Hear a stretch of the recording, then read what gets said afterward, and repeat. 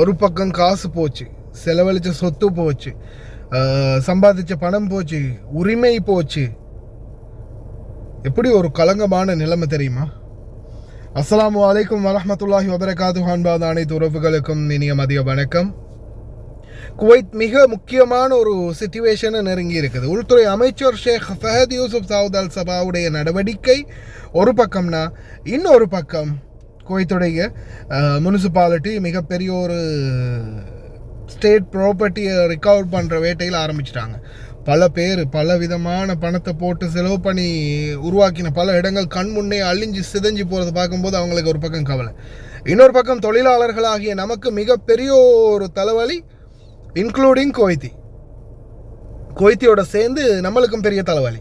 என்னடா அப்படின்னு கேட்டிங்கன்னா, இப்போ குவைத்தில் ரிகவர் பண்ணி எடுக்கிற பில்டிங்களை, ஓனர்களை, அந்த ப்ராப்பர்ட்டிகளை மாதிரி குவைத்தில் யாரெல்லாம் இந்த போலியானவோ அல்லது குவைத்திகளை திருமணம் முடித்து குவைத்தி குடியுரிமை எடுத்தவங்களோ இந்த மாதிரி இருக்கக்கூடிய ஒவ்வொருத்தரையும் தேடி பிடிச்சி அதே மாதிரி ஃபேக்கான தாத்தா பாட்டி காலத்தில், பாட்டன் முப்பாட்டன் காலத்தில் ஃபேக்கான முறையில் இந்த நாட்டுக்குள்ளே குடிமக்களாக வந்தவங்களாக இருந்தாலும் சரி தேடி பிடிச்சி களை எடுக்க ஆரம்பிச்சிட்டாங்க குவைத்துடைய உள்துறை அமைச்சகம். இந்த களை எடுப்பில் பார்த்தீங்கன்னா மிகப்பெரிய பாதிப்பு பலருக்கும் இருக்குது. அதில் முக்கியமாக யாருன்னு பார்த்தீங்கன்னா தொழிலாளர்களாகிய நம்மளுடைய தொழிலாளர்கள். அவங்களுக்கு இதில் மிகப்பெரிய ஒரு பாதிப்பு. இதில் மெயினான பாதிப்பு என்னன்னு பார்த்தீங்கன்னா, நிறைய பேர்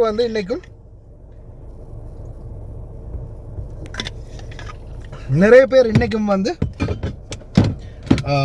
சான்ஸ் கிடைச்சா அவங்களுக்கு இப்போ நான் நினைக்கிறேன் ஒரு 6 மாதத்துக்கு உட்கார வைக்கிறாங்க கோயிட்டில். 6 மாதத்துக்குள்ளே நீங்கள் கிளம்பணும் அப்படின்னு சொல்கிறாங்க. ஒரு வருஷத்துக்குள்ளே இருக்கலாம், 1 வருஷம் வரைக்கும் இருக்கலாம்னு சொல்கிறாங்க. அல்லது அவங்களுடைய குடியுரிமையை பறிச்சிட்டாங்க, ஆனால் அவங்க காலமெல்லாம் கோயத்துக்குள்ளே இருக்கலாம். ஆனால் அவங்களுக்கு எந்த ஒரு அதிகாரமும் இல்லை, எந்த ஒரு பவரும் இல்லை. இந்த மாதிரி இருக்கக்கூடிய ஆட்களுடைய தொழிலாளர்களுடைய பெயர் பட்டியலும் லிஸ்ட்டில் நீக்கப்படுது. ஆனால் இன்றைக்கி நிறைய பேருக்கு அது தெரியாமல் இருக்குது. தெரியுது, சிலருக்கு அது தெரியுது. சரியா? சிலருக்கு வீட்டில் சொல்கிறாங்க. சில வீடுகளில் சாவு வீடு மாதிரி இருக்குது சில இடங்களில். நேற்று நடந்த சம்பவம் இது.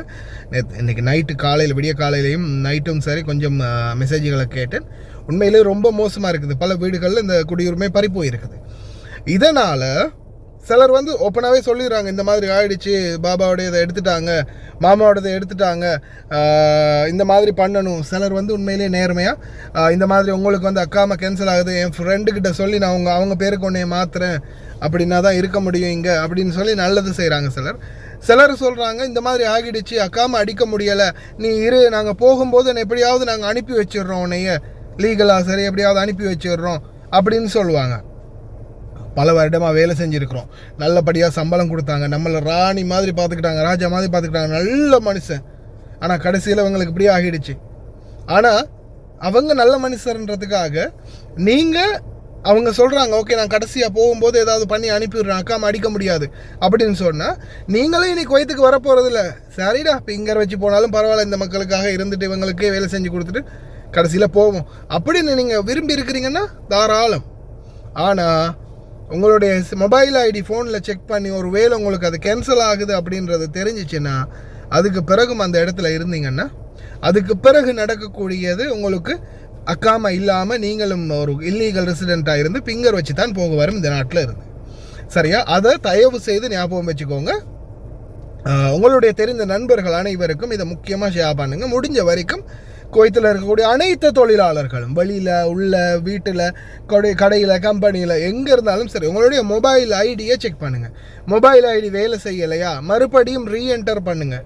மொபைல் ஐடி அழிச்சிடுங்க, திருப்பி ரீடவுன்லோட் பண்ணுங்கள். டவுன்லோட் பண்ணி அந்த அப்ளிகேஷனில் புதுசாக நீங்கள் என்டர் பண்ணுற மாதிரி மறுபடியும் மொபைல் ஐடி என்டர் பண்ணி பாருங்கள். மொபைல் ஐடி என்டர் ஆகலையா, எக்ஸ்பயர்னு காட்டுதா, இல்லை மொபைல் ஐடி கேன்சல்டு அப்படின்னு காட்டுதா, அதோட உங்கள் சோழி முடிஞ்சதுன்னு நினச்சிக்கோங்க. ஒன்று கஃபீல் கேன்சல் பண்ணிட்டான், இல்லைன்னா கஃபீலுக்கே கேன்சல் ஆகிடுச்சு, கஃபீலுக்கே இனிமேல் அக்காம இல்லை அப்படின்ற நிலைமைன்றதை ஞாபகத்தில் வச்சுக்கோங்க.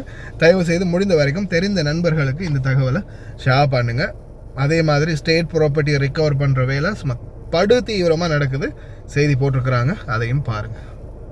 في تعديات موجودة الآن في منطقة الشهداء بتواجد الهيئة العامة للبيئة وكذلك بلدية محافظة حولي. لكن نرحب في الدكتور حسين غلوم رئيس قسم تفتيش محافظة حولي إدارة التفتيش والرقابة الهيئة العامة للبيئة. راح تشوفون الآن معنا التعديات مباشرة على الهواء عن في منطقة الشهداء. دكتور حسين يعطيك العافية، حتى نوضح للمشاهد الكريم إن شاء الله شنو التعديات اللي موجودة في منطقة الشهداء. حياك الله أبو نواف، يعطيك العافية.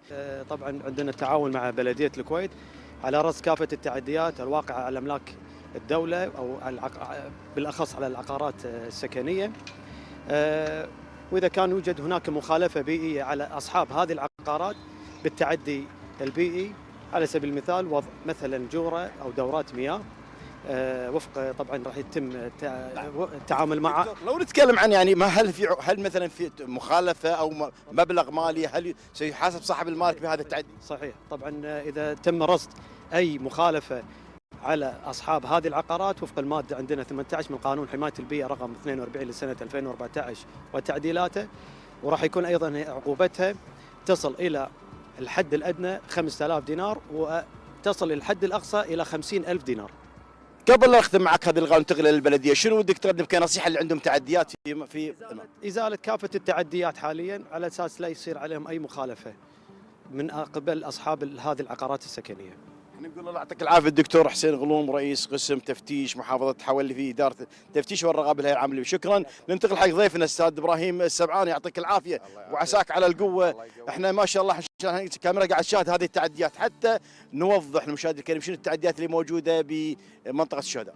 طبعا استكمالا للحمله التي تقوم فيها بلديه الكويت والعمل الميداني لقسم ازاله مخالفات بلديه حولي، بعد ازاله السياج تبين وجود غرف عمال وعمل توصيلات لدورات المياه، فتم الاستعانه بالهيئه العامه للبيئه كما تم التنسيق مع فريق الضبطيه القضائيه لوزاره الكهرباء لاتخاذ الاجراءات القانونيه فيهم.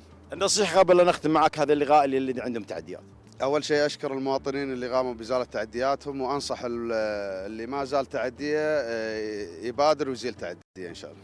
شكرا للسيد إبراهيم السبعان رئيس قسم إزالة المخالفات في بلدية محافظة حولي. مشاهدينا الكرام كنا معك في هذا النقل الحي المباشر من منطقة الشهداء، وشاهدتوا معنا الآن موجودين في منطقة الشهداء وبالقرب من خطوط الضغط العالي، يمكن تشاهدون معنا فوقنا خطوط الضغط العالي وهذه التعديات الموجودة. نشكر كذلك تعاون المواطنين مع بلدية الكويت ومع الهيئة العامة للبيئة. كل هذا ما لدينا في برنامج صباح الخير. لكم الهوا مشاهدينا الكرام.